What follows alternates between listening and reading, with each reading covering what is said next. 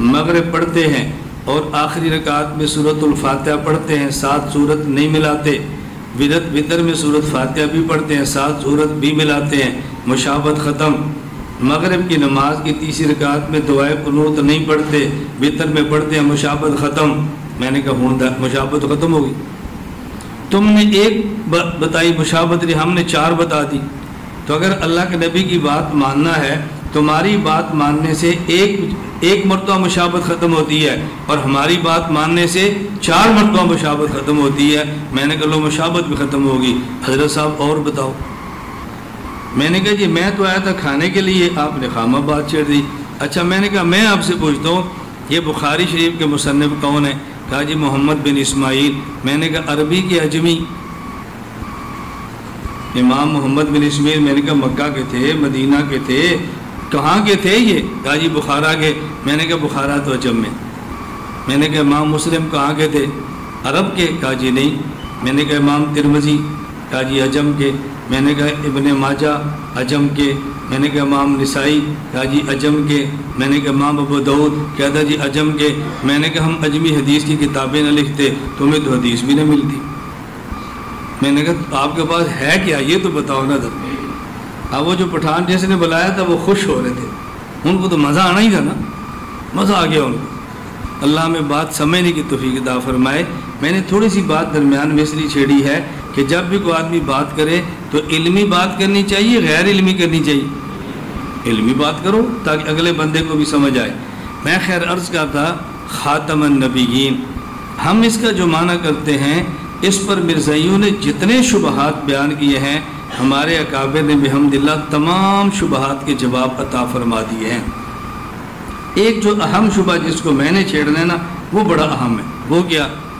مرزا غلام احمد قادیانی کا موقف یہ تھا کہ خاتم النبیین کا معنی یہ ہے کہ حضور اکرم صلی اللہ علیہ وسلم نبوت کا مرکز ہیں، توجہ رکھنا، نبوت کا مرکز ہیں۔ مقام اور مرتبہ جو حضور کا ہے نا وہ کسی اور نبی کی نہیں ہے۔ یہ ایسے ہی ہے جیسے کہتے ہیں فلاں بندہ خاتم المحدثین ہے، فلاں بندہ خاتم المفسرین ہے، فلاں بندہ خاتم المقررین ہے۔ تو جس طرح ہم یہ کہتے ہیں نا خاتم المقررین، اس کا معنی کیا ہوتا ہے؟ اس جیسا خطیب کوئی نہیں، اس جیسا محدث کوئی نہیں۔ ہم علامہ انور شاہ کشمیری کو دیوبند والے کہتے ہیں خاتم المحدثین۔ اس نے کہا تم نہیں کہتے خاتم المحدثین؟ اس کا معنی ہے کہ ان سے بڑا محدث کوئی نہیں، باقی سب چھوٹے ہیں۔ تو حضور خاتم النبیین، اس کا معنی یہ ہے کہ حضور کا مقام اور مرتبہ نبیوں میں سب سے اوپر ہے، حضور جیسا کسی کا مقام نہیں۔ یہ مطلب نہیں کہ ان کے بعد کوئی نبی نہیں آنا۔ آپ بتاؤ کتنا مضبوط شبہ ہے، کتنا عجیب اعتراض کیا اس نے۔ اللہ حضرت نانوتوی کی قبر پر کروڑوں رحمت نازل فرمائے۔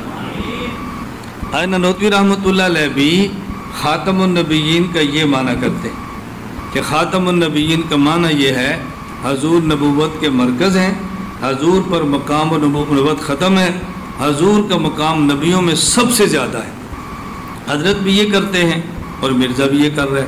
تو لوگ کیا کہتے ہیں کہ دیکھو جو معنی مرزائی کرتا ہے وہی تو مولانا نانوتوی کرتے ہیں، دونوں میں فرق کیا ہوا؟ مولانا نانوتوی نے دروازہ کھولا ہے، وہاں سے مرزا نکل آیا، تو نبوت کا دروازہ تو تم نے کھولا ہے۔ اب اچھی طرح بات سمجھنا حضرت کیا فرمانا چاہتے ہیں۔ حضرت فرماتے ہیں پہلے آیت کو سمجھو، اب بس وقت ہے نا، بولو چلو یوں کرتے ہیں جس نے اٹھنا ہے وہ اٹھتا رہے، اللہ اللہ خیر صلی اللہ، میں نے نہیں اٹھنا، گل موگی جس نے اٹھنا ہے وہ اٹھ جائے، میں بیٹھا رہوں گا جب تک آیت پوری نہیں ہوتی۔ حدیث کو اگلی دفعہ لے آئیں، اور جب میں حدیث پہ گفتگو کروں گا نا آپ کا جی جائے گا ہم سنیں۔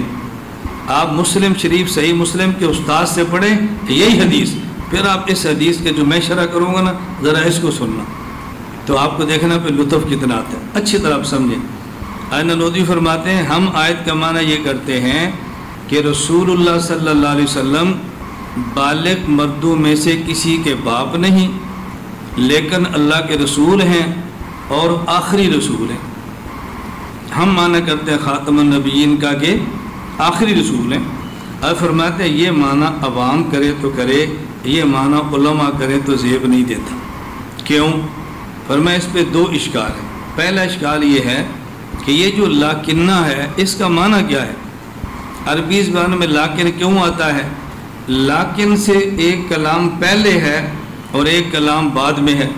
جو لیکن سے پہلے کلام ہوتا ہے اس میں ایک شبہ ہوتا ہے، لیکن کے بعد والا کلام اس شبے کو دور کرتا ہے۔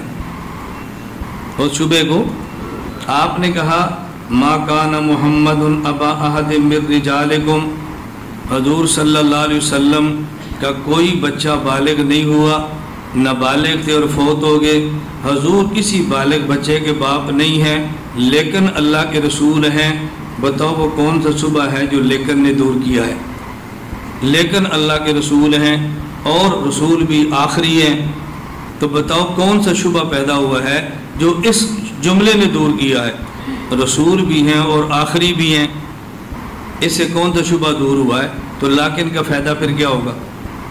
نمبر 2، فرمایا کہ یہ آیت اللہ پاک نے نازل فرمائی ہے اپنے نبی کی مدح بیان کرنے کے لیے، اور مدح میں کیا فرمایا؟ محمد صلی اللہ علیہ وسلم آخری نبی ہیں۔ آخری ہونا تو مدح ہوتا ہی نہیں، آخری ہونا تو مدح ہوتا ہی نہیں۔